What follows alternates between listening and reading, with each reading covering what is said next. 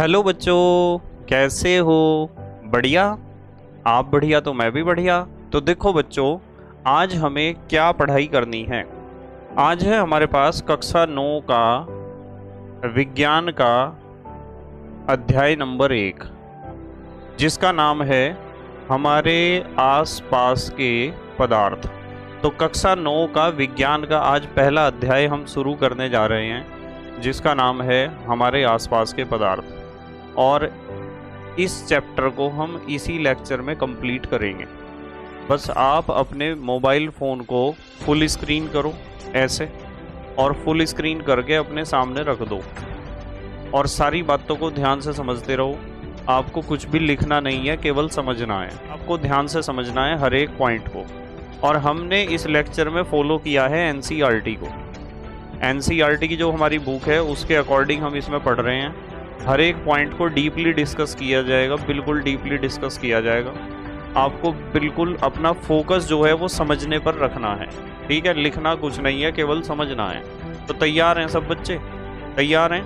तो चलो बच्चों, जल्दी से आज की पढ़ाई शुरू करते हैं। तो बेटे, हमारा जो पहला चैप्टर है क्लास 9th का विज्ञान का, वो पहला चैप्टर है हमारे आसपास के पदार्थ। यानी हमें इसमें पढ़ना है मैटर के बारे में। मैटर कह दो या सब्सटेंस। और सबसे पहला जो हमारा टारगेट इसमें रहेगा वो रहेगा द्रव्य। द्रव्य किसे कहते हैं, या द्रव्य को हम कह सकते हैं पदार्थ। पदार्थ किसे कहते हैं? पदार्थ को इंग्लिश में मैटर भी कहते हैं और सब्सटेंस भी कहते हैं। तो ये डेफिनेशन तो इसकी पदार्थ या मैटर की या द्रव्य की आपने पढ़ी होगी, कक्षा 6, 7, 8 में पढ़ी होगी ना। बिल्कुल वही डेफिनेशन है। पदार्थ की खासियत क्या होती है? सबसे पहली खासियत पदार्थ की ये होती है कि हर वो वस्तु पदार्थ होती है जो कुछ स्थान घेरती हो। इस दुनिया में जितनी भी वस्तुएं ऐसी हैं जो स्थान घेरती हैं, कुछ ना कुछ स्थान घेरती हैं, उन सारी वस्तुओं को हम कहते हैं पदार्थ। दूसरी खासियत ये है कि उनमें कुछ ना कुछ द्रव्यमान भी होता है। पदार्थ में कुछ ना कुछ द्रव्यमान भी होता है। कभी कभी किसी किताब में द्रव्यमान की जगह भार शब्द का प्रयोग भी किया गया है। और तीसरी विशेषता जो आपको ध्यान रखनी है विशेष रूप से, कि पदार्थ का अनुभव हम अपनी इंद्रियों द्वारा करते हैं। किसके द्वारा? इंद्रियों द्वारा कर सकते हैं। तो यदि कोई आपसे पूछता है ना पदार्थ किसे कहते हैं, तो आपको ये तीनों बात बतानी है। पहली बात, पदार्थ वह है जो कुछ स्थान घेरता है, जिसमें कुछ द्रव्यमान या भार होता है और जिसका अनुभव हम अपनी इंद्रियों द्वारा कर सकते हैं। तो पदार्थ क्या है? जिसमें कुछ स्थान घेरने की क्षमता होती है, जिसमें कुछ द्रव्यमान या भार होता है और जिसका अनुभव हम अपनी इंद्रियों द्वारा कर सकते हैं। देखो, ये लिखी हुई है डेफिनेशन। पदार्थ वह है जो स्थान घेरता है, यानी उसका कुछ ना कुछ आयतन होगा। कोई वस्तु जितना स्थान घेरती है ना, उसे कहते हैं उस वस्तु का आयतन। जिसमें कुछ द्रव्यमान होता है, द्रव्यमान कहते हैं पदार्थ की मात्रा को। मान लो कोई आपसे पूछता है द्रव्यमान किसे कहते हैं, तो आप बताओगे किसी वस्तु में उपस्थित पदार्थ की मात्रा को उस वस्तु का द्रव्यमान कहते हैं। किसी वस्तु में पदार्थ की मात्रा जितनी ज़्यादा होगी उसका द्रव्यमान उतना ही ज़्यादा होगा, ठीक है? देखो, पदार्थ वह है जो स्थान घेरता है, जिसमें कुछ द्रव्यमान होता है तथा जिसका अनुभव हम अपनी इंद्रियों द्वारा कर सकते हैं। ये शब्द आया इंद्रियों द्वारा कर सकते हैं। तो यहाँ बच्चों के दिमाग में एक सवाल खड़ा होता है कि सर इंद्रियों का क्या मतलब होता है? इंद्रियों का मतलब ये होता है, भाई हमने पढ़ लिया पदार्थ वह है जो स्थान घेरता है, जिसमें द्रव्यमान होता है, जिसका अनुभव हम अपनी इंद्रियों द्वारा कर सकते हैं। इंद्रियों का मतलब होता है हमारे शरीर के वे अंग जिनकी सहायता से हम बाहरी जो वातावरण है, आउटर जो एटमॉस्फेयर है, जो उद्दीपन है, उनकी पहचान या उनका अनुभव करते हैं। बाहरी वातावरण की पहचान या अनुभव करने के लिए हमारे शरीर के जिन अंगों की आवश्यकता पड़ती है, उन अंगों को हम कहते हैं इंद्रियां या ज्ञानेंद्रियां। और आपने जरूर पढ़ रखा होगा कि ज्ञानेंद्रियां 5 हैं हमारे शरीर में। आँख, नाक, कान, जीभ, त्वचा, है ना 5? आँख, नाक, कान, जीभ, त्वचा। तो पदार्थ के अंदर ये तीनों खासियत होनी जरूरी है। तीनों जिस भी वस्तु के अंदर ये तीनों खासियत होंगी ना, जो वस्तु स्थान भी घेरती है, जिसमें कोई द्रव्यमान भी होता है या भार भी होता है, जिसका अनुभव हम अपनी इंद्रियों द्वारा भी कर सकते हैं, यदि ये तीनों विशेषताएं आपको किसी वस्तु के अंदर मिलती हैं तभी आप उस वस्तु को पदार्थ कहोगे।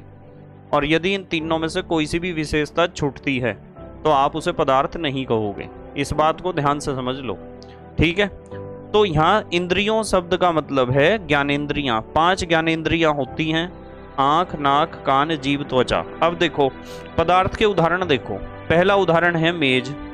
भाई मेज एक पदार्थ है, मेज स्थान भी घेरती है, मेज में द्रव्यमान भी होता है या भार भी होता है, और मेज का अनुभव हम अपनी इंद्रियों द्वारा कर सकते हैं। कौन सी इंद्री द्वारा मेज का अनुभव करोगे भाई आप? आंख द्वारा आप देखकर पहचान लोगे कि मेज है, तो एक इंद्रिय द्वारा आपने अनुभव कर लिया मेज का, इसका मतलब वो पदार्थ है। जैसे कुर्सी, कुर्सी में भी सेम बात है। जैसे पत्थर, पत्थर भी एक पदार्थ है, जल भी पदार्थ है, वायु भी पदार्थ है। ऐसे बहुत सारे पदार्थ होते हैं। आगे हम इन पदार्थों के बारे में ही डिस्कस करेंगे, ठीक है। चलो आगे चलते हैं। आपको पता चल गया प्राचीन भारतीय संस्कृति पर। हमारा जो प्राचीन भारत है, देखो यहाँ एक लिखा हुआ है हेडिंग नोट। क्या लिखा हुआ है? नोट। हमारे जो प्राचीन दार्शनिक थे ना, दार्शनिक पता किसे कहते हैं? दार्शनिक वे सभी व्यक्ति होते हैं जो एक समाज को या एक दुनिया को या एक देश को सही रास्ते पर चलाने का प्रयास करते हैं, उन्हें कहते हैं दार्शनिक, ठीक है। सही रास्ते पर चलाने का प्रयास करते हैं जो समाज को। तो हमारे जो प्राचीन दार्शनिक थे ना, कई हजार साल पहले, उन्होंने पदार्थ की अवस्था के बारे में बता दिया था पहले से ही। उन्होंने कहा था कि पदार्थ 5 प्रकार का होता है। कितने प्रकार का? 5 प्रकार का। अब दुनिया को यह बात पता चली कि पदार्थ 5 प्रकार का होता है, मतलब पदार्थ की 5 अवस्थाएं होती हैं। इस बात का पता अब चला 19वीं शताब्दी में, और उसमें भी हमारे देश के महान वैज्ञानिक का बहुत इंपॉर्टेंट रोल है, इसलिए पता चली 5वीं अवस्था। अभी मैं बताऊंगा उनके बारे में भी कि 5वीं अवस्था पदार्थ की मुख्य रूप से बच्चों को पता होती है। पदार्थ की 3 अवस्थाएं, ठोस, द्रव, गैस। पर 2 नई अवस्थाओं की खोज 19वीं शताब्दी में हुई है, 19th सेंचुरी में हुई है। पर हमारे देश के पुराने दार्शनिकों ने पदार्थ की ये 5 अवस्थाएं पहले ही बता दी थी, बहुत पहले, कई हजार साल पहले। देखो यहाँ लिखा हुआ है कि प्राचीन भारतीय दार्शनिकों के अनुसार पदार्थ 5 प्रकार का होता है। हमारे दार्शनिकों ने पहले ही बता दिया था कि पदार्थ कितने प्रकार का होता है, 5 प्रकार का। इसलिए उन्होंने कहा था, इस शब्द का प्रयोग किया था। देखो क्या है? पंचतत्व। इस शब्द को ध्यान से देख लो आप, क्या लिखा हुआ है? पंचतत्व। नाम तो आपने सुना ही होगा, और नहीं सुना तो आपके घर में जो बड़े हैं, मम्मी पापा, दादा दादी, नाना नानी, जो भी बड़े हैं, उनसे आप पूछना कि पंचतत्व का क्या अर्थ होता है, पंचतत्व का मतलब क्या है। हमारे पुराने दार्शनिकों ने कई हजार साल पहले बताया था कि पदार्थ कितने प्रकार का होता है, 5 प्रकार का, और शब्द का प्रयोग किया था पंचतत्व। उनमें से पहला तो है पृथ्वी, दूसरा जल, तीसरा वायु, चौथा अग्नि, और 5वां आकाश। तो ये होते हैं पंचतत्व, पृथ्वी, जल, वायु, अग्नि, आकाश। ये जो सारा संसार है ना, इन 5 तत्वों से मिलकर ही बना है। हमारा शरीर भी इन 5 तत्वों से मिलकर बना है, और यही पदार्थ के 5 प्रकार हैं। अब जो वैज्ञानिक जहां पहुंचे हैं खोज करके, 1000 साल पहले, तो हजारों साल पहले हमारे देश के दार्शनिकों ने यह बात बता दी थी। देखो अब वैज्ञानिक क्या कहते हैं? अब वैज्ञानिक कहते हैं कि पदार्थ का पहला जो प्रकार है वो है ठोस, ठोस अवस्था है। दूसरी अवस्था है द्रव, तीसरी अवस्था बताई गैस। अब जो वैज्ञानिक बता रहे हैं, चौथी अवस्था क्या है? प्लाज्मा। अभी जो 19वीं शताब्दी में इनकी रिसेंटली खोज हुई है, प्लाज्मा। और 5वीं अवस्था है, शॉर्ट में लिखता हूं, बड़ा सा नाम है, Bose Einstein, Bose Einstein condensate, Bose Einstein condensate, Bose Einstein condensate. तो बेटे ध्यान से देखो, ये जो पहली अवस्था अब वैज्ञानिक बता रहे हैं ठोस अवस्था, ये अवस्था पृथ्वी के नाम से जानी जाती थी पंचतत्वों में। पृथ्वी ठोस ही तो होती है। दूसरी अवस्था द्रव अवस्था, वो अवस्था को हमारे दार्शनिकों ने पहले ही बता दिया था जल। तीसरी अवस्था गैस अवस्था, पहले ही बता दिया था वायु। चौथी अवस्था जो अब जाके इन वैज्ञानिकों ने खोजा है, आजकल के वैज्ञानिकों ने 19वीं शताब्दी में, प्लाज्मा। प्लाज्मा बिल्कुल ऐसी अवस्था होती है जैसी अग्नि होती है। सूर्य के अंदर पदार्थ प्लाज्मा अवस्था में ही उपस्थित होता है, सूरज के अंदर। वैसे तो आपको पता है सूरज एक हाइड्रोजन बम है, और हाइड्रोजन बम परमाणु बम से भी ज़्यादा खतरनाक होता है। यदि आप हाइड्रोजन बम और परमाणु बम की तुलना करोगे ना, तो परमाणु बम माचिस की तिल्ली है हाइड्रोजन बम के मुकाबले। यानी हाइड्रोजन बम परमाणु बम के मुकाबले या परमाणु बम की अपेक्षा कई हजार गुना शक्तिशाली होता है। और सूर्य एक हाइड्रोजन बम है, यानी जलता हुआ आग का एक गोला है, और उसमें पदार्थ जिस अवस्था में उपस्थित होता है उस अवस्था को हम कहते हैं प्लाज्मा। तो प्लाज्मा अवस्था जिसे आज हम चिल्ला चिल्ला के कह रहे हैं, इस प्लाज्मा अवस्था के बारे में तो हमारे दार्शनिकों ने पहले ही बता दिया था। चौथी अवस्था अब हम प्लाज्मा कह रहे हैं, और पहले उस अवस्था को हमारे दार्शनिकों ने कहा था अग्नि, जो पंच तत्व का चौथा पार्ट था। अब ये जो पांचवी अवस्था की खोज हुई है, इस पांचवी अवस्था को अब हम कहते हैं बोस-आइंस्टीन कंडेंसेट। पर हमारे दार्शनिकों ने इस अवस्था को पहले ही बता दिया था आकाश। अंतरिक्ष में पाई जाती है जब टेम्परेचर बहुत कम हो और घनत्व को बहुत ज़्यादा क्या कर दिया जाए, घटा दिया जाए। ठीक है, तो उसे कहते हैं बोस-आइंस्टीन कंडेंसेट। और एक बात को ध्यान से समझ लो कि बोस-आइंस्टीन कंडेंसेट की जो खोज हुई ना, फिर दोबारा, पहले तो हमारे दार्शनिकों ने बता ही दिया था इसके बारे में कई हजार साल पहले, पर 19वीं शताब्दी में जो इसकी खोज हुई, इसमें भी हमारे देश के वैज्ञानिक का ही सर्वश्रेष्ठ योगदान रहा है। और उन महान वैज्ञानिक का नाम है सत्येंद्र नाथ बोस। सत्येंद्र नाथ बोस ने सबसे पहले इस पांचवी अवस्था के बारे में फिर दोबारा से बताया इस दुनिया को। और दुनिया भर की जो है इन्होंने कैलकुलेशंस, गणनाएं की सत्येंद्र नाथ बोस ने, शॉर्ट में कहते हैं SN बोस। इन्होंने दुनिया भर की गणनाएं करी। और फिर उसके बाद सत्येंद्र नाथ बोस ने तो अपना काम कर दिया। उसके बाद आए एक वैज्ञानिक बहुत फेमस हैं, एल्बर्ट आइंस्टाइन।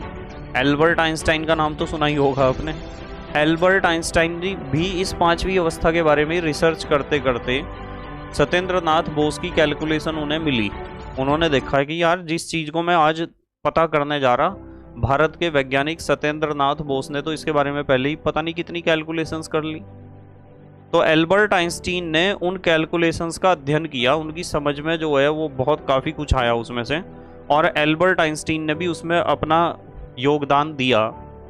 और उन्होंने कहा कि भाई सत्येंद्र नाथ बोस ने जिस पांचवी अवस्था पदार्थ की, जिस पांचवी अवस्था के बारे में कैलकुलेशंस करी थी ना, उन कैलकुलेशंस के आधार पर और थोड़ी सी अपनी कैलकुलेशंस के आधार पर एक भविष्यवाणी करता हूँ। और भविष्यवाणी यह करता हूँ कि पदार्थ की पांचवी अवस्था भी होती है एक। ठीक है, उसके बाद फिर अमेरिका के 3 वैज्ञानिक आए, उन्हें नोबेल प्राइज भी मिला, तीनों वैज्ञानिकों को। उन्होंने देखा कि भाई सबसे पहले सत्येंद्र नाथ बोस ने बता दिया था इसके बारे में, दुनिया भर के लेख लिख दिए थे। उसके बाद एल्बर्ट आइंस्टीन ने भी इसके ऊपर खोज करी, और पदार्थ की ये पांचवी अवस्था फिर इन 3 वैज्ञानिकों ने बताई। फाइनल जो टच दिया वो इन 3 वैज्ञानिकों ने दिया, अमेरिका के। और उन वैज्ञानिकों की एक ईमानदारी रही, ईमानदारी ये रही कि उन्होंने इस अवस्था का नाम बोस-आइंस्टाइन कंडेंसेट रखा, अपना नाम ही नहीं दिया तीनों ने। बोस-आइंस्टाइन कंडेंसेट इसलिए रखा क्योंकि इस अवस्था का जो श्रेय है वो सबसे पहले हमारे देश के महान वैज्ञानिक सत्येंद्र नाथ बोस को जाता है, और फिर दूसरा नंबर आइंस्टाइन का था। तो इसलिए इसका नाम बोस-आइंस्टाइन कंडेंसेट था। समझ में आई बात? इसके बारे में डिटेल में डिस्कस करेंगे आगे इसी चैप्टर में। अभी तो सिर्फ अब हम बात करते हैं आयतन की। यदि कोई आपसे पूछता है ना आयतन किसे कहते हैं, मान लो किसी ने पूछ लिया आयतन किसे कहते हैं, तो आपको पता ही होगा आयतन का। तो कोई वस्तु जितना स्थान घेरती है उसे उस वस्तु का आयतन कहते हैं। देखो, कोई वस्तु जितना स्थान घेरती है उसे उसका आयतन कहते हैं। और आयतन का मात्रक यदि कोई पूछता है कि आयतन का मात्रक क्या होता है, तो आयतन का मात्रक होता है मीटर क्यूब या घन मीटर, या फिर आप लीटर भी कह सकते हो। लीटर को ऐसे भी लिख सकते हो और लीटर को आप लिख सकते हो ऐसे LIT, या लीटर को आप हिंदी में भी लिख सकते हो। ठीक है, ऐसे लिख दो लीटर को। ठीक है, देखो अगली बात करते हैं जरूर। ये बहुत इंपॉर्टेंट टॉपिक है जो इस बार हमारे सामने आया है, बहुत इंपॉर्टेंट टॉपिक है, ध्यान से समझना। इसके ऊपर आप इंपॉर्टेंट का निशान लगा लेना जब आप नोट्स बनाओगे अपने। देखो ये है पदार्थ का भौतिक स्वरूप, कि पदार्थ वास्तविकता में होता कैसा है। बहुत ध्यान से समझने वाली बात है। ये जो पदार्थ है ना बेटे, पदार्थ बहुत छोटे छोटे कणों से मिलकर बना है, बहुत छोटे छोटे कण, जिन्हें देखना बड़ा मुश्किल है। पर यदि पदार्थ के कणों को आपको देखने की इच्छा ही है, तो हमारे जो इंडियन इंस्टीट्यूट ऑफ टेक्नोलॉजी है, जिसे आप IIT कहते हो, IIT में जैसे हमारे यहाँ रुड़की IIT है, तो रुड़की IIT में इलेक्ट्रॉन माइक्रोस्कोप उपलब्ध है। बहुत महंगा होता है, हम नहीं खरीद सकते। इलेक्ट्रॉन माइक्रोस्कोप की सहायता से आप पदार्थ के कणों को देख सकते हो। यदि आपको देखना है ना परमाणु कैसा होता है सच में और किस तरीके से व्यवस्थित होता है परमाणु, तो ये चीज़ तो आपको इलेक्ट्रॉन माइक्रोस्कोप ही दिखा सकता है सिर्फ। और वो किसी भी वस्तु को लगभग 20 लाख गुना बड़ा करके दिखा देता है। तो वहाँ हम देख पाते हैं कि वास्तविकता में किसी भी पदार्थ में, चाहे वो ठोस है, द्रव है या गैस है, उस पदार्थ में कणों की, जिन्हें हम अणु और परमाणु कहते हैं, उनकी व्यवस्था कैसी होती है और अणु और परमाणु वास्तविकता में बाहर से देखने में कैसे लगते हैं। तो इलेक्ट्रॉन माइक्रोस्कोप ही सिर्फ उसे दिखा सकता है। पर नॉर्मली यदि हम बात करें, जैसे संयुक्त सूक्ष्मदर्शी की बात करें, कंपाउंड माइक्रोस्कोप जो हमारी लैब में रखा होता है कोशिकाओं को देखने के लिए, ठीक है, उससे नहीं हम देख सकते हैं परमाणु को या अणु को। अभी आपको एक बात समझनी है, यहाँ हमने बात करी पदार्थ का भौतिक स्वरूप।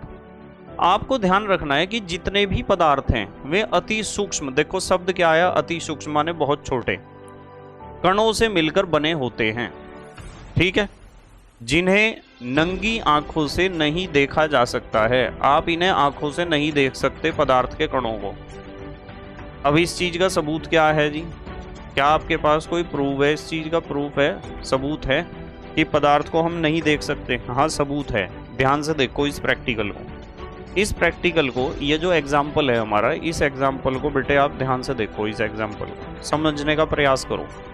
हमारे पास क्या है, एक बर्तन है, ये है एक बर्तन, और इस बर्तन में हमने ले रखा है 100 ml, देखो 100 ml पानी ले रखा है, और 100 ml पानी में हमने मिला रखा है KMnO4, जिसे हम लाल दवा कहते हैं, पोटेशियम परमैंगनेट।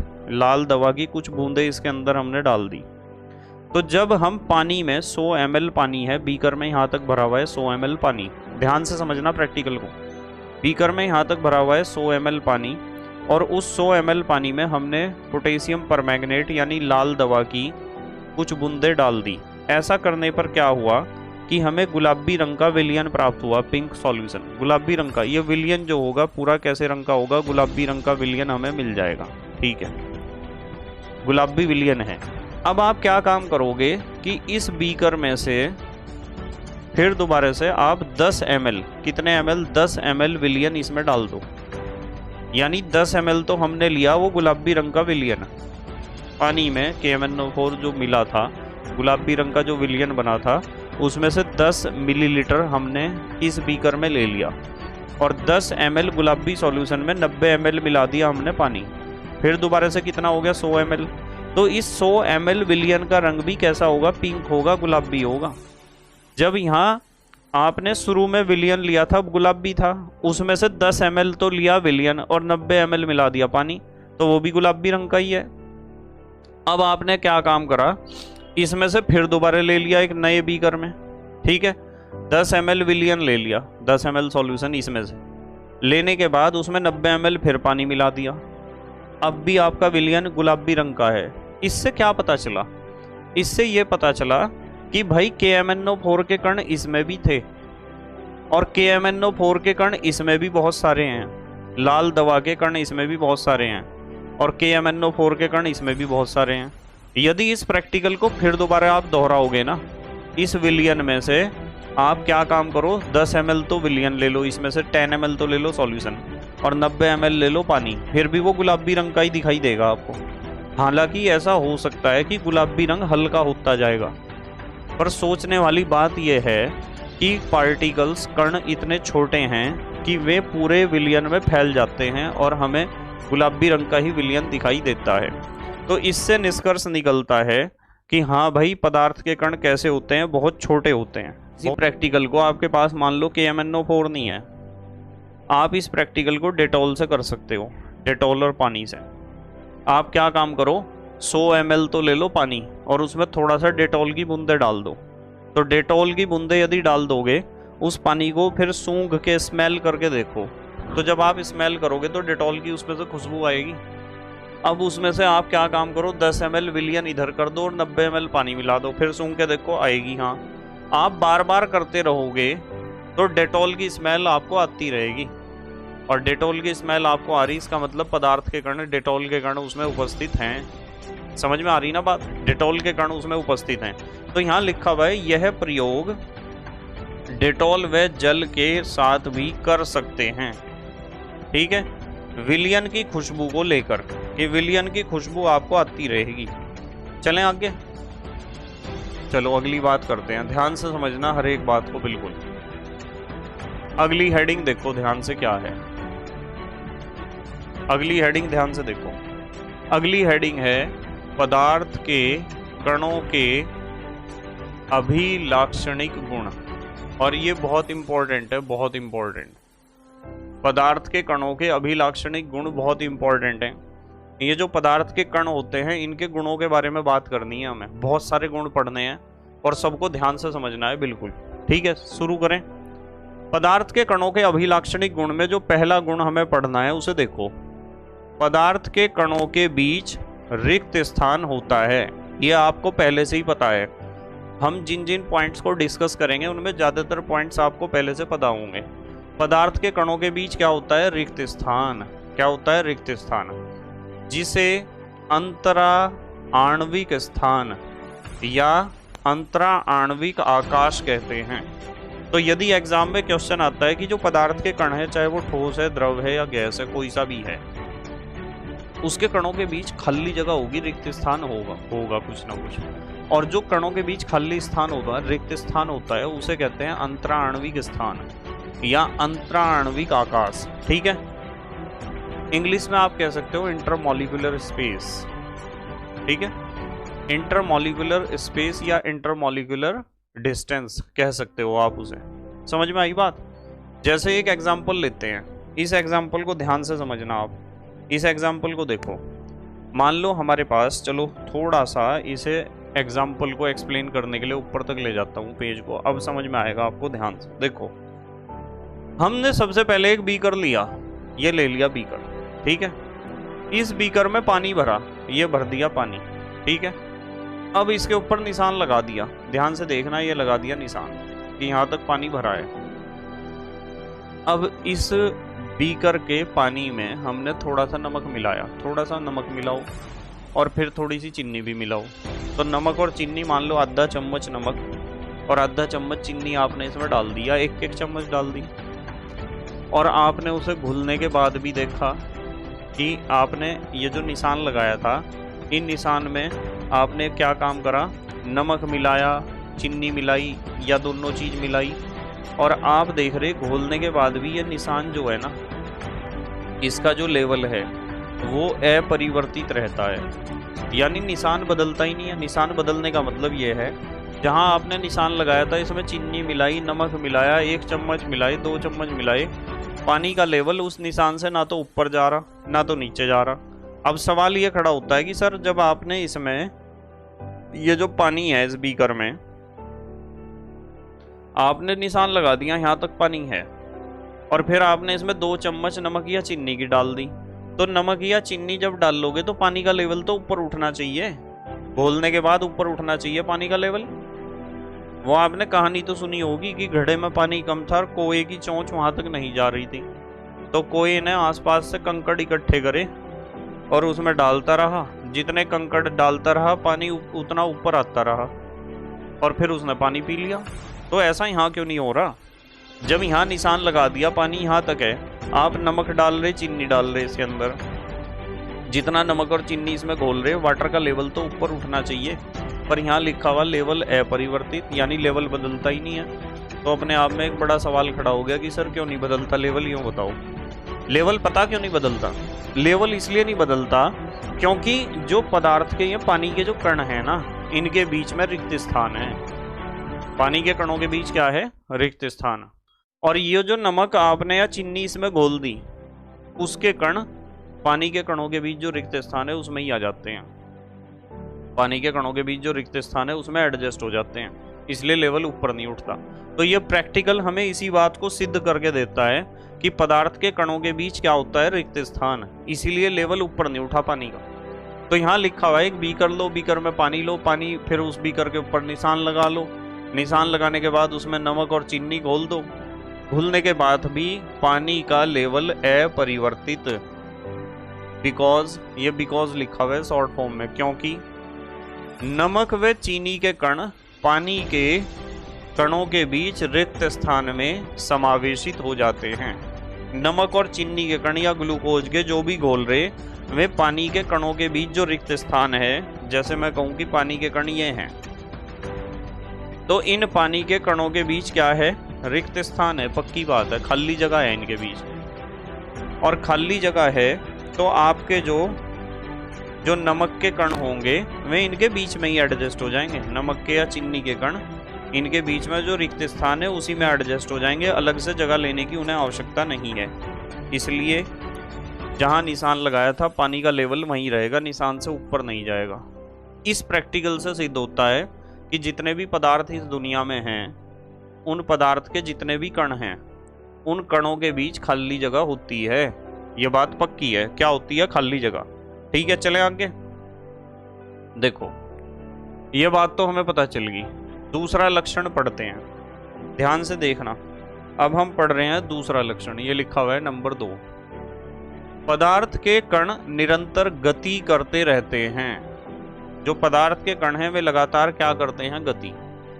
जिसे आप ब्राउनी गति भी कह सकते हो, कंपन गति भी कह सकते हो, अर्थात उनमें गतिज ऊर्जा होती है। पदार्थ के कणों में क्या होती है? गतिज ऊर्जा।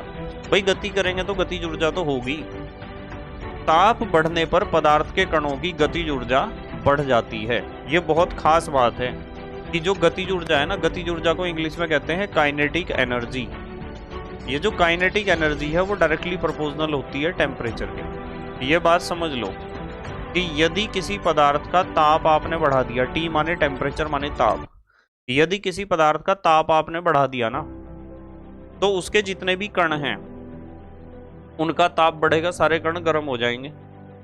और जब सारे कण गर्म हो जाएंगे तो उनकी ऊष्मीय ऊर्जा बढ़ेगी, उनके अंदर हीट आएगी, ऊष्मा उनके अंदर बढ़ेगी। और जब ऊष्मा बढ़ेगी तो उनकी गतिज ऊर्जा बढ़ेगी। क्या बढ़ेगी? गतिज ऊर्जा। उनमें गति करने की क्षमता बढ़ जाएगी। ठीक है, आपने देखा होगा घर में जब किसी को गुस्सा आता है ना, घर में मान लो किसी को गुस्सा आ गया, यानी वो गर्म हो गया, तो गर्म होने के बाद जो भी काम वो कर रहा है उस काम को बहुत तेजी से करने लगता है, बहुत तेजी। गुस्से में तो सारे आदमी काम को बहुत तेज करते हैं, आपको पता है। यदि आपकी मम्मी को गुस्सा आ गया ना, तो या तो आपकी पिटाई करेंगी तो बहुत तेजी से करेंगी, और या फिर वो जो भी काम कर रही, फॉर एग्जाम्पल में झाड़ू लगा रही तो झाड़ू फटाफट फटाफट फटाफट झाड़ू एकदम बहुत तेज। ठीक है, यदि मैं पोछा लगा रही तो बहुत तेज, बर्तन साफ करी तो बर्तन को इतनी तेज साफ करेंगी कि मैं फूट ही ना जा गई। ठीक है, यदि मैं खाना बना रही, फॉर एग्जाम्पल रोटी बना रही, तो रोटी इतनी तेज बनाएंगी कि सारी दुनिया को पता चल जाएगा कि हाँ भाई घर में रोटी बनने लग रही है, या घर में बर्तन साफ होने लग रहे, सबको पता चल जाएगा। तो आपको, ये तो प्रकृति का नियम है कि जब टेम्परेचर बढ़ता है ना, ताप बढ़ता है, तो गतिज ऊर्जा या सारी ऊर्जा बढ़ी जाती है। और ऊर्जा बढ़ेगी तो ऊर्जा बढ़ने से ही हमने यहाँ लिखा है कि गतिज ऊर्जा अनुक्रमानुपाती होती है ताप के। यह निशान होता है अनुक्रमानुपाती का या समानुपाती का। इसका मतलब है ये दोनों दोस्त हैं। यदि ताप बढ़ेगा तो काइनेटिक एनर्जी भी बढ़ेगी, ताप बढ़ेगा तो गतिज ऊर्जा भी बढ़ेगी। ठीक है, तो दोबारा सुनो, इस बात को दोबारा समझो कि पदार्थ के कण निरंतर क्या करते रहते हैं, गति, अर्थात उनमें गतिज ऊर्जा होती है। ये लिखा हुआ है गतिज ऊर्जा, काइनेटिक एनर्जी। ताप बढ़ने पर पदार्थ के कणों की गतिज ऊर्जा बढ़ जाती है। समझ में आई बात? चलो आगे चलते हैं। जैसे एग्जाम्पल देखो, ध्यान से समझना, ताप बढ़ने पर गतिज ऊर्जा कैसे बढ़ती है। ये एग्जाम्पल है बुझी अगरबत्ती की खुशबू पूरे कमरे में नहीं फैलती, जबकि जलने पर अगरबत्ती की खुशबू पूरे कमरे में फैल जाती है। जब आपके पास अगरबत्ती है और आपने उसे जलाया नहीं है, तो क्या उसकी खुशबू पूरे कमरे में फैल जाएगी? नहीं फैलेगी पूरे कमरे में। पर जब आपने अगरबत्ती को जला दिया, टेम्परेचर बढ़ा दिया उसका, अगरबत्ती को जलाने का मतलब अगरबत्ती का ताप आपने बढ़ा दिया, तो अब उसकी खुशबू पूरे कमरे में फैल जाएगी। क्लियर बात? समझ में आई बात? अच्छा, एक और एग्जांपल देख लो। जल से भरे बीकर में 2 बूंद स्याही की डालने पर स्याही पूरे जल को रंगीन कर देती है। इससे क्या पता चला? इससे यूं पता चला, इन दोनों एग्जाम्पल से क्या पता चला कि जो पदार्थ के कण हैं वे गति करते हैं। क्या करते हैं? गति। देखो, जल सा भरा हुआ एक बीकर है आपके पास, उसमें 2 बूंद स्याही की आपने डाल दी, तो स्याही की 2 बूंद आपने डाली, वे तो पूरे पानी को नीला कर देंगी, या जैसे रंग की भी स्याही होगी, क्योंकि वे 2 बूंद स्याही की गति कर रही हैं, उनके सारे कण गति कर रहे हैं। गति करते हुए वे पूरी बाल्टी में फैल जाएंगे या बीकर में फैल जाएंगे। जैसे घर पे मम्मी नील देती है ना कपड़ों में, जो सफ़ेद रंग के कपड़े हैं उनमें नील देते हैं कुछ घरों में, उन्हें थोड़ा सा लाइट ब्लू कलर करने के लिए, जिससे वे पीले पीले दिखाई ना दें। तो लाइट ब्लू कलर करने के लिए जो नील की बूंद डालते हैं ना उसमें, तो वे पूरी बाल्टी में क्या हो जाती है, नील की बूंद पूरी बाल्टी में फैल जाती है, क्योंकि वे गति करते हैं। उसके कण, स्याही के कण क्या करते हैं? गति। यहाँ लिखा हुआ है बुझी अगरबत्ती। यदि अगरबत्ती बुझी हुई है तो उसके कण गति नहीं कर रहे, और जब आपने उसे जला दिया तो उसके कण क्या कर रहे? गति। एक तरह का धुआं निकलता है ना उसमें से, और उसके कण गति कर रहे। आपने एक कोने में जलाई अगरबत्ती, पर उसकी खुशबू पूरे कमरे में कैसे फैल गई? उसकी खुशबू पूरे कमरे में इसलिए फैल गई क्योंकि जलाने पर उसमें से जो धुआं निकल रहा है उसके कण गति कर रहे हैं, और गति करते हुए पूरे कमरे में फैल ही जाएंगे, जैसे स्याही पूरे बीकर में फैल गई, पूरे बीकर की पानी में। ठीक है, चलो अगला देखते हैं लक्षण या गुण। अगला लक्षण है नंबर 3। देखो क्या है, 2 अलग अलग पदार्थों का अपने आप यानी स्वतः आपस में मिलना विसरण कहलाता है। यानी 2 पदार्थ जब आपस में घुल मिल जाते हैं ना अपने आप, तो उसे कहते हैं विसरण। 2 पदार्थ जब आपस में घुल मिल जाते हैं अपने आप, तो उसे कहते हैं विसरण। बहुत इंपॉर्टेंट है ये वाला शब्द, देखो ये विसरण। यहां एक बात बता रखी है कि ताप बढ़ने पर विसरण की क्रिया तेजी से हो जाती है। अब जैसे विसरण के कुछ एग्जाम्पल दूंगा मैं आपको। विसरण के एग्जाम्पल सुनो। हमने अभी बात करी कि अगरबत्ती हमने कोने में जलाई तो उसकी खुशबू पूरे कमरे में फैल गई। ऐसा इसलिए हुआ क्योंकि जो अगरबत्ती का धुआं है वो हमारे कमरे की हवा के साथ घुल मिल गया। इसे विसरण कहते हैं। आप एक रूम फ्रेशनर ले आओ और रूम फ्रेशनर को कमरे के कोने में जाके स्प्रे कर दो, तो आपको रूम फ्रेशनर को पूरे कमरे में स्प्रे करने की आवश्यकता नहीं है। आप एक कमरे के कोने में स्प्रे करोगे, उसकी खुशबू पूरे कमरे में फैल जाएगी, पूरे कमरे में फैल जाएगी उसकी खुशबू।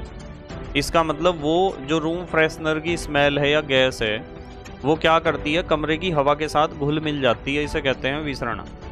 आपने एक बाल्टी में पानी लिया और उसमें नील या टीनोपाल जो भी आप इस्तेमाल करते हो या कलर, उसकी कुछ बूंदें डाल दो, तो वे कलर जो है वो स्याही पूरे बाल्टी के पानी में घुल मिल जाएगी।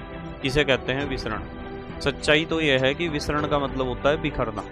ठीक है, बिखरना, फैलना, किसी भी दूसरे माध्यम में फैलना। तो यहाँ लिखा हुआ है 2 अलग अलग पदार्थों का अपने आप यानी स्वतः आपस में मिलना विसरण कहलाता है, और ताप बढ़ने पर विसरण की क्रिया तेजी से हो जाती है। जैसे यहाँ एक एग्जाम्पल है, ठंडे जल की अपेक्षा गर्म जल में कॉपर सल्फेट का क्रिस्टल जल्दी घुलता है। यदि आप ठंडे पानी में कॉपर सल्फेट, ठीक है, ध्यान रखो कॉपर सल्फेट नीले रंग का विलयन बना देता है। यदि ठंडे पानी में आप कॉपर सल्फेट को CuSO4 को घोल दोगे ना तो बहुत धीरे धीरे घुलेगा, और यदि गर्म पानी में कॉपर सल्फेट को घोल दोगे तो जल्दी घुलेगा, यानी वहाँ विसरण तेज होगा। जैसे मैं कहूँ कि ठंडे पानी में नमक इतनी जल्दी नहीं घुलेगा जितनी जल्दी गर्म पानी में घुलेगा, ठंडे पानी में चीनी उतनी जल्दी नहीं घुलेगी जितनी जल्दी गर्म पानी में घुलेगी। तो इसीलिए लिखा है कि ताप बढ़ने पर विसरण की क्रिया तेज हो जाती है। यह ध्यान रखना, विसरण का मतलब है दो पदार्थों का आपस में अपने आप ही घुल जाना या किसी पदार्थ का बिखरना। देखो चौथा लक्षण, देखो चौथा गुण, पदार्थ के कण एक दूसरे को आकर्षित करते हैं। यह बात आपने पढ़ रखी है 6वीं 7वीं 8वीं में। पदार्थ के कण एक दूसरे को क्या करते हैं? आकर्षित। इस आकर्षण बल को अंतरा आणविक आकर्षण बल या ससंजक बल कहते हैं। ध्यान रखना, बहुत इंपॉर्टेंट है ये दोनों टर्म। एक तो आपको पता होना चाहिए अंतराणविक आकर्षण बल, ठीक है, इंटरमॉलिक्यूलर अट्रैक्शन। एक पता होना चाहिए ससंजक बल, इंग्लिश में कहते हैं कोहेसिव फोर्स। दोनों बातों का एक मतलब है, एक ही पदार्थ के कण आपस में जिस बल से एक दूसरे को आकर्षित करते हैं, जैसे पानी के कण, पानी का एक कण पानी के दूसरे कण को जिस बल से आकर्षित करता है उस आकर्षण बल को ही हम कहते हैं अंतराणविक आकर्षण बल या ससंजक बल। ठीक है, समझ में आई बात? मतलब पदार्थ के कण एक दूसरे को आकर्षित करते हैं, इस आकर्षण बल को ही हमने कहा अंतराणविक आकर्षण बल या ससंजक बल। समझ में आई बात? देखो अगला पॉइंट, इस बल के कारण ही पदार्थ के कण आपस में जुड़े होते हैं। ये जो पदार्थ के कणों के बीच आकर्षण बल लगता है, एक दूसरे को ये पकड़ के रखते हैं, एक दूसरे को अपनी तरफ खींचते हैं, जिसे हमने अंतराणविक आकर्षण या ससंजक बल कहा है। इस बल के कारण ही पदार्थ के कण आपस में क्या होते हैं? जुड़े होते हैं। और विभिन्न पदार्थों में यह बल अलग अलग होता है। ऐसा नहीं है कि भाई जितना अंतराणविक आकर्षण बल पानी के कणों के बीच लग रहा है उतना ही अंतराणविक आकर्षण बल लोहे के कणों के बीच लगेगा, उतना ही अंतराणविक आकर्षण बल ऑक्सीजन गैस के कणों के बीच लगेगा। ऐसा जरूरी नहीं है। ये जो अंतराणविक आकर्षण बल है वो पदार्थ के बदलने पर बदल जाता है।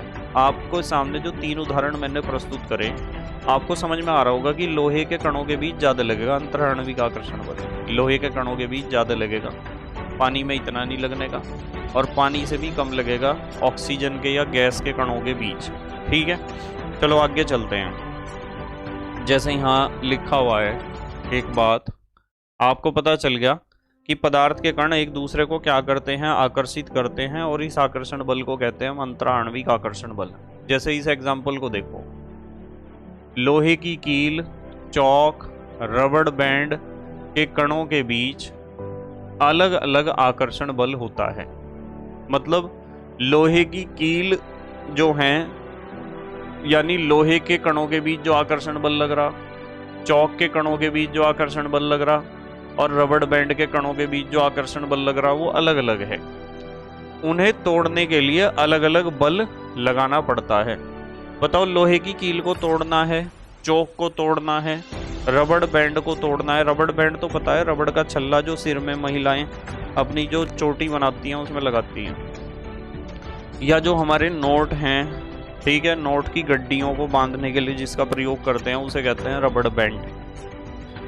तो रबड़ बैंड को तोड़ोगे, चौक को तोड़ोगे, कील को तोड़ोगे तो अलग अलग बल इसलिए लगाना पड़ रहा क्योंकि इनके कणों के बीच अलग अलग आकर्षण बल है।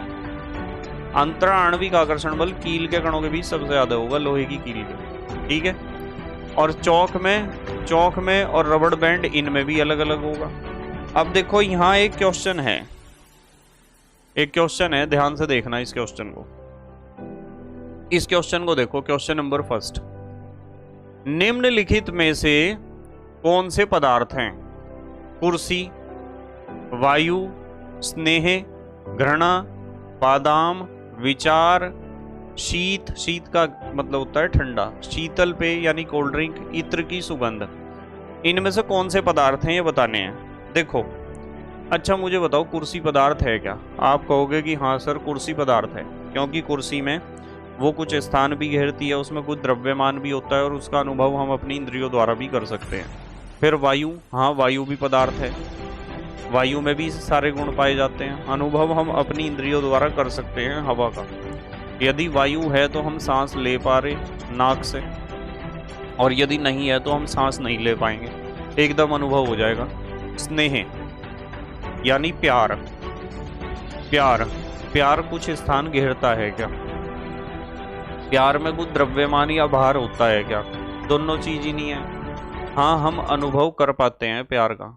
जब हमारे मम्मी पापा या दादा दादी या नाना नानी हमें प्यार करते हैं तो हम उसका अनुभव कर पाते हैं बिल्कुल, कि हाँ इस समय वे प्यार कर रहे हैं हमें। और जब वे हमें डांटते हैं तो उसका भी तो अनुभव आप कर सकते हो। तो पदार्थ के लिए तो तीनों शर्तों का फुलफिल होना जरूरी है। यदि आप तीनों बातों में से केवल एक बात तो महसूस कर रहे कि हाँ है इसमें, और बाकी दो बातें महसूस नहीं कर रहे, तो उसे आप पदार्थ नहीं कह सकते। आप स्नेह को पदार्थ नहीं कह सकते हो, क्योंकि इसमें कुछ स्थान नहीं घेरता है स्नेह, और ना ही इसमें कुछ द्रव्यमान होता है, भले ही इसका अनुभव हम कर पाते हो स्नेह का। और ऐसे ही घृणा है, घृणा माने नफरत करना, ये भी पदार्थ नहीं है। हाँ, बादाम पदार्थ है, बादाम तो पदार्थ है भाई, इसमें ये कुछ स्थान घेरता है, इसमें द्रव्यमान भी होता है, इसका अनुभव हम इतनी इंद्रियों द्वारा कर सकते हैं, जीभ द्वारा कर सकते हैं। विचार, विचार नहीं हो सकता पदार्थ। शीत माने ठंड, ठंड नहीं हो सकता पदार्थ भाई, इसका अनुभव हम अपनी इंद्रियों द्वारा कर सकते हैं। त्वचा से हमें महसूस होता है कि ठंड हो रही है, सर्दी हो रही है, शीत हो रहा है। पर क्या सर्दी कुछ स्थान घेरती है? क्या सर्दी में कुछ द्रव्यमान होता है? नहीं, तो इसलिए पदार्थ नहीं है। शीतल पेय यानी कोल्ड ड्रिंक, कोल्ड ड्रिंक तो पदार्थ है, बिल्कुल पक्की बात है, कोल्ड ड्रिंक पदार्थ है। और इत्र की सुगंध पदार्थ नहीं हो सकता। इत्र की सुगंध क्यों होगा पदार्थ भाई? तो पदार्थ कितने आए? कुर्सी, वायु, बादाम और शीतल पेय, ये हैं पदार्थ। ठीक है, चलो अगला क्वेश्चन देखते हैं। देखो इस क्वेश्चन को, इस क्वेश्चन में कहा है, दूसरे क्वेश्चन में, गर्मा गर्म खाने की महक कई मीटर दूर से ही आपके पास आ जाती है, लेकिन ठंडे खाने की महक लेने के लिए आपको उसके पास जाना पड़ता है। जो क्यों, ऐसा क्यों होता है? जो गर्मा गर्म खाना है उसकी खुशबू तो दूर से ही आ जाएगी आपको। पड़ोसियों के कुछ बन रहा होगा, आप बता दोगे कि मम्मी आज तो उनके यहाँ कढ़ी चावल बने, हमारे कब बनेंगे? मम्मी आज तो उनके यहाँ राजमा चावल बन रहे, हमारे कब बनेंगे? आज तो उनके यहाँ छोले चावल बन रहे, हमारे कब बनेंगे? आज तो उनके यहाँ पूरियाँ बन रही, हमारे कब बनेंगी? ठीक है, बहुत सारे खाने। कुछ तो बच्चे ऐसे हैं जो यहाँ बैठे बैठे अपने आसपास के सारे पड़ोसियों का बता देंगे खाना बनने के टाइम की किसके क्या बन रहा, बता देंगे ना, क्योंकि वो गर्मा गर्म ताज़ा खाना बन रहा है। और जो किसी के घर में रखा हुआ है ठंडा खाना है, तो आपको पता चल जाएगा खाना बनाने का समय नहीं है, खाना बन चुका है बहुत कई घंटे पहले, ठंडा है। और मैं आपसे पूछ लूँ कि बताओ सामने वालों के घर में क्या बन रहा, ठीक है, पड़ोसियों के घर में क्या क्या बन रहा बताओ, तो आपको वहाँ जाके उनकी किचन जो है, रसोई, उसके बाहर भी खड़े हो जाओगे जब भी नहीं पता चलने का क्या बना था इनके आज। आपको पता क्या करना पड़ेगा? उनकी रसोई में घुस के उनका बर्तन खोल के और फिर देखना पड़ेगा, ओहो बस भाई मूंग की दाल बना रखी इन्होंने, तो इससे बढ़िया तो मैं ना ही देखता, इसे तो देखते ही ऐसा लग रहा है जैसे मैं बीमार हो गया। ठीक है, तो होगा क्या कि गर्म खाने की खुशबू तो दूर से ही आ जाएगी आपको, पर ठंडे खाने की खुशबू आपको वहीं जाके लेनी पड़ेगी। इसका रीजन पता क्या है?